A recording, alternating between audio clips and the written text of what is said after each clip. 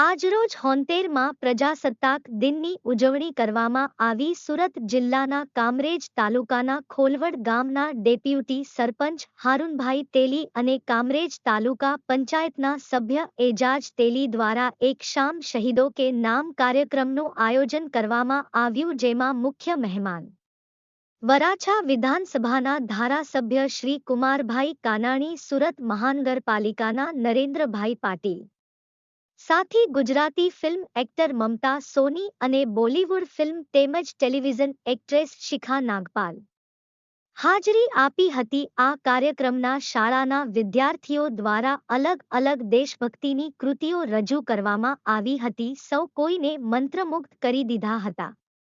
કાર્યક્રમમાં ભારત માતા કી જય જયકાર થયો હતો. આ કાર્યક્રમમાં કામરેજ તાલુકા પંચાયતના ઇન્ચાર્જ પ્રમુખ શ્રી હર્ષદ ધોડિયા, તાલુકા કારોબારી અધ્યક્ષ તેજલ મિસ્ત્રી, જિલ્લા પંચાયત સભ્ય સુમનબેન રાઠોડ, કામરેજ તાલુકા પંચાયત પૂર્વ પ્રમુખ કમલેશભાઈ પટેલ સાથે તાલુકા આગેવાન શ્રી જગુભાઈ પટેલ તેમજ સી.પી. વાનાની તેમજ જહીરભાઈ કુરેશી, મોહસિનભાઈ લોખંડવાલા, વિપુલભાઈ હિરપરા સહિતના આગેવાનોએ આ કાર્યક્રમમાં આજે હાજરી આપી હતી.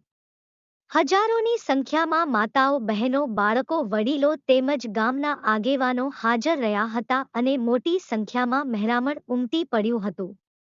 તમામ પધારેલ મહાનુભાવોનું સ્વાગત કરવામાં આવ્યું હતું અને આ કાર્યક્રમ ખૂબ જ સફળ થયો હતો. તો આવો માણીએ તેમની એક ઝલક અને કુમારભાઈ કાનાણીનું મંતવ્ય.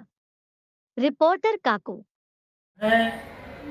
દેશભક્તિ માટેનો જે ગામનો થનગનાટ છે, જે ઉત્સાહ છે, વિદ્યાર્થી મિત્રોએ જે પરફોર્મન્સ કર્યું છે, જે કૃતિઓ રજૂ કરી છે, ખૂબ જ અદ્ભુત અને અલૌકિક છે. આ એક ગામની અંદર આવો સરસ મજાનો કાર્યક્રમ થાય.